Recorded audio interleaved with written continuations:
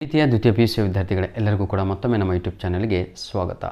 ನಾಳೆ ನಡೆಯಲಿರುವ ರಾಜ್ಯಶಾಸ್ತ್ರ annual exam 1 political science annual exam 1 ಇದಕ್ಕೆ ಇಷ್ಟು ದಿನಗಳಿಂದ ನಡೆದಿರುವಂತಹ ಎಕ್ಸಾಮ್ ಎಲ್ಲ ಎಕ್ಸಾಮಲ್ಲೂ ಮಾಡಲ್ ಕ್ವಶನ್ ಪೇಪರಿಂದ ಪ್ರಶ್ನೆಗಳು ಬಂದಿದ್ದಾವೆ. ಹಾಗಿದ್ದರೆ ನಾಳೆ ನಡೆಯಲಿರುವ 13/3/2026 ಎಕ್ಸಾಮಿಗೆ ಮಾಡಲ್ ಕ್ವಶನ್ ಪೇಪರ್ ಬರುತ್ತಾ ಅಂತ ಎಲ್ಲರ ಹತ್ರನೂ ಕೂಡ ಮಾಡಲ್ ಕ್ವಶನ್ ಪೇಪರ್ ಇದೆ. ಈಗ ಒಂದು ಕೆಲಸ ಮಾಡಿ, ನೀವು ಎಲ್ಲರೂ ಕೂಡ ಮಾಡಲ್ ಕ್ವಶನ್ ಪೇಪರ್ 1, 2, 3 ನೀವು ಈ ವಿಡಿಯೋ ಕ್ಲಿಕ್ ಮಾಡಿರೋದೇ ಎದಕ್ಕೆ ಅಂದರೆ ನಾಳೆ ಮಾಡಲ್ ಕ್ವಶನ್ ಪೇಪರು ಹೆಲ್ಪ್ ಆಗುತ್ತೋ ಇಲ್ಲೋ, ಪ್ರಿಪೇಟರಿ ಕ್ವಶನ್ ಪೇಪರ್ ಹೆಲ್ಪ್ ಆಗುತ್ತೋ ಇಲ್ಲೋ ಅಂತ.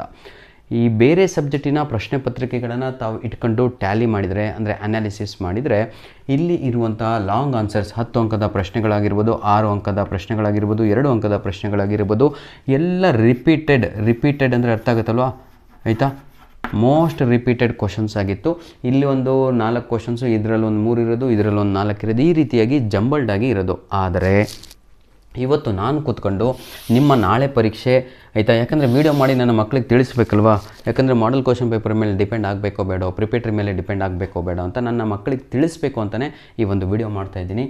ನಾನು 10 ಅಂಕದ ಪ್ರಶ್ನೆಗಳು, 6 ಅಂಕದ ಪ್ರಶ್ನೆಗಳು ಹಾಗೂ 2 ಅಂಕದ ಪ್ರಶ್ನೆಗಳು ಇವೆಲ್ಲವೂ ಕೂಡ ನೋಡಿದಾಗ ನಾನು 5 ಅಂಕದ ಪ್ರಶ್ನೆಗಳು 10, 5 ಅಲ್ವಾ, 10, 5 ಹಾಗೂ 2 ಈ 10 ಅಂಕದ ಪ್ರಶ್ನೆಗಳು, 5 ಅಂಕದ ಪ್ರಶ್ನೆಗಳು ಹಾಗೂ 2 ಅಂಕದ ಪ್ರಶ್ನೆಗಳನ್ನು ಟ್ಯಾಲಿ ಮಾಡಿ ನಾನು ಟ್ಯಾಲಿ ಮಾಡಿದಾಗ ಸರ್ ಯಾವುದೇ 0 ಸರ್, ಇದು 0, ಯಾವುದೋ ಒಂದು ಕ್ವಶನ್ ರಿಪೀಟ್ ಆಗಿದೆ. ಈಗ ನೀವು ನನಗೆ ಹೇಳಿ, ನಾಳೆ ನಡೆಯಲಿರುವ ಎಕ್ಸಾಮಿಗೆ ಈ ಮಾಡಲ್ ಕ್ವಶನ್ ಪೇಪರ್ಸು ಹೆಲ್ಪ್ ಆಗುತ್ತಾ ಅಂತ ಈಗ ನೀವು ಹೇಳಬೇಕು. ಯಾಕಂದರೆ 3 ದಿನಗಳಿಂದ ಸತತವಾಗಿ ತಾವುಗಳು ಪ್ರಿಪೇರ್ ಆಗಿದ್ದರೆ ಮಾಡಲ್ ಕ್ವಶನ್ ಪೇಪರನ್ನು ಹಾಗೂ ನಾನು ಅವೈಲಬಲ್ ಮಾಡಿಕೊಟ್ಟಂಥ ಪ್ರಿಪೇಟರಿ ಎಕ್ಸಾಮಿನ 2 ಪ್ರಶ್ನೆ ಪತ್ರಿಕೆಗಳನ್ನು ರೆಡಿಯಾಗಿದ್ದೀರಾ. ನಾನು ನಿಮ್ಗೆ ಹೆದರಿಸ್ತಾ ಇಲ್ಲ, ಇರೋ ಸತ್ಯಾಂಶವನ್ನು ಹೇಳ್ತಾ ಇದ್ದೀನಿ. ಯಾವತ್ತೂ ಕೂಡ ನೋಡಿ, ನಾಳೆ as it is model question paper same ಹೆಂಗಿದೆಯೋ ಹಾಗೆ ಬಂದುಬಿಟ್ರೆ ಭಾಳ ಒಳ್ಳೆಯದೇ. ಬರಲಿಲ್ಲ ಅಂದರೆ ಏನು ಮಾಡ್ತೀರಾ ಅಂತ. ಯಾವತ್ತೂ ಯಾವ ಸಬ್ಜೆಕ್ಟಿಗೂ ಈ ರೀತಿ ನಾನು ವೀಡಿಯೋ ಮಾಡಲಿಲ್ಲ, ಬರಲ್ಲ ಅಂತ. ಆದರೆ ಇವತ್ತು ನಾನು ಹೇಳಲಿಕ್ಕೆ ಕಾರಣ ಇದೆ, ಯಾಕಂದರೆ ನೀವೇ ಕೂತ್ಕೊಂಡು ನೋಡಿ, ಅದೇ ಚಾಪ್ಟ್ರು ಸೇಮ್ ಇದೆ, ಇದೇ ಚಾಪ್ಟ್ರು ಅದೇ ಚಾಪ್ಟ್ರು ಆದರೆ ಕ್ವಶನ್ಸ್ ಡಿಫ್ರೆಂಟ್ ಆಗಿದೆ. ಹಾಗಾಗಿ ನನ್ನ ಪ್ರೀತಿಯ ವಿದ್ಯಾರ್ಥಿಗಳೇ, ಸುಮ್ಮನೆ ಬ್ಲೈಂಡಾಗಿ ನಾಳೆ ಎಕ್ಸಾಮಿಗೆ ಹೋಗಬೇಡಿ. ನಾನು ಹೇಳುವಂಥದ್ದು ಇಷ್ಟೇ, ಅದಕ್ಕೂ ಕೂಡ ಒಂದು ಪ್ಲಾನನ್ನು ಮಾಡ್ಕೊಂಡು ಬಂದಿದ್ದೇನೆ. ಯಾವುದೇ ಕಾರಣಕ್ಕೂ ಆಯಿತಾ ಈ ಮಾಡಲ್ ಕ್ವಶನ್ ಪೇಪರನ್ನು ಬಿಡಬೇಡಿ ಸರ್. ದೇವರು ನಿಮ್ಮ ಜೊತೆಗೆ ಇದ್ದಾನೆ, ನಮ್ಮ ಜೊತೆಗೂ ಇದ್ದಾನೆ, ನಿಮ್ಮ ಜೊತೆಗೂ ಇದ್ದಾನೆ, ಎಲ್ಲರ ಜೊತೆಗೂ ಕೂಡ ಇದ್ದಾನೆ, ಆಯಿತಾ? ಈ 3 ಮಾಡಲ್ ಕ್ವಶನ್ ಪೇಪರನ್ನು ರೆಡಿಯಾಗಿ, ಯಾಕಂದರೆ PUC ಬೋರ್ಡು ಪ್ರಾಮಿಸ್ ಮಾಡಿದೆ ಮೋರ್ ದೆನ್ 40 to 45% ಅಂದರೆ ಎಷ್ಟು ರೀ, ಆಯಿತಾ?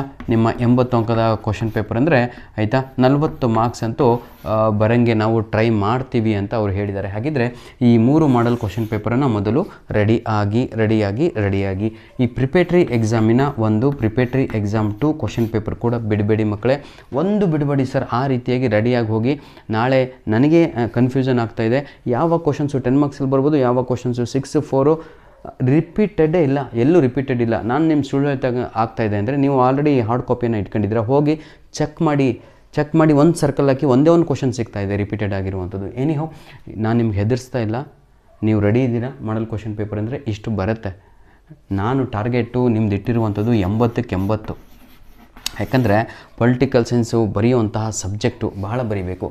ಈಗ ಈ ಒಂದು ವಿಡಿಯೋದಲ್ಲಿ ನಿಮಗೆಲ್ಲರಿಗೂ ಕೂಡ ನಾನು ಒಂದು ಕ್ವಶನ್ ಪೇಪರು 2, 3 ಕನ್ನಡ ಮೀಡಿಯಮ್ ಆಗಿರ್ಬೋದು, ಇಂಗ್ಲೀಷ್ ಮೀಡಿಯಮ್ ಆಗಿರ್ಬೋದು, ಇಂಪಾರ್ಟೆಂಟ್ ಕ್ವಶನ್ ಪೇಪರ್, ನೀವೇನು ಪ್ರಾಕ್ಟೀಸ್ ಅಂತ ಹೇಳ್ತಿದ್ದಾರಲ್ವ ಅದಕ್ಕಿಂತ ಬಹಳ ಇಂಪಾರ್ಟೆಂಟ್ ಆಗಿರುವಂತಹ ಪ್ರಶ್ನೆ ಪತ್ರಿಕೆಗಳನ್ನು ಕೊಡ್ತಾ ಇದ್ದೇನೆ. Model question important question paper 1, important question paper 2, important question paper 3 3 ಈ ವಿಡಿಯೋದ ಡಿಸ್ಕ್ರಿಪ್ಷನ್ ಬಾಕ್ಸಿನ ಕೆಳಗಡೆ ಇರುತ್ತೆ.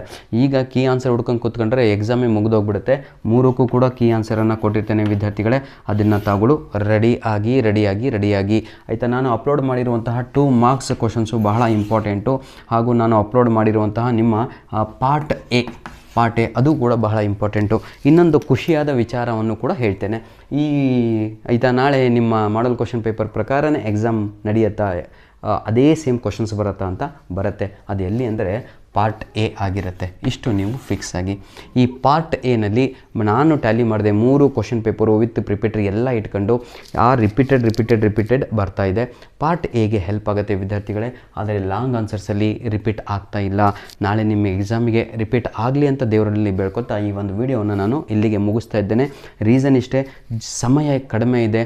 ಇರುವಂಥದ್ದೇ ಬರೇ ಈಗ ನಿಮ್ಮ ಕೈಯಲ್ಲಿ ಒಂದು 5 ತಾಸಿದೆ, 5 hour ಹೌದಲ್ವ, 5 ಗಂಟೆ ಇದೆ. ಕೂತ್ಕೊಂಡು ಹೆಂಗೆ ರೆಡಿ ಆಗಬೇಕು ಅಂದರೆ ಒಂದೊಂದು ಗಂಟೆಗೆ ಒಂದೊಂದು ಕ್ವಶನ್ ಪೇಪರ್ ಮುಗಿಸ್ತಾ ಹೋಗಿ ಸರ್. ಈ 3 question paper with key answer ಕೊಟ್ಟಿರ್ತೇನೆ. ರೆಡಿ ಆಗಬೇಕು, ಬರೀಬೇಕು, ಕಲಿಬೇಕು. ಕೂತ್ಕೊಂಡು ಆಮೇಲೆ ಬರೀ ಇದರಲ್ಲಿ ಈ ಕ್ವಶನ್ ಇದೆ, ಇದರಲ್ಲಿ ಈ ಕ್ವಶನ್ ಇದೆಯಾ ಅಂತ ಕೂತ್ಕೊಂಡು ಹಿಂಗೆ ಹಾಕ್ಕೊಂಡು ಓಹೋ ಇದನ್ನು ಸ್ಟಾರ್ ಹಾಕೋ, ಇದನ್ನು ಹಾಕೋ, ಇದು ಬರ್ಬೋದು ರೀ, ಇದನ್ನು ಇವಾಗ ಮಾಡುವಂಥದ್ದಲ್ಲ. ಇವೆಲ್ಲ ಆಗಬೇಕಾಗಿದ್ದದ್ದು 1 ತಿಂಗಳ ಹಿಂದೆ ಪ್ರಿಡಿಕ್ಷನ್ ಮಾಡಿ ಓದ್ಕೊಂಡು ಇವೆಲ್ಲ 1 ತಿಂಗಳ ಹಿಂದೆ.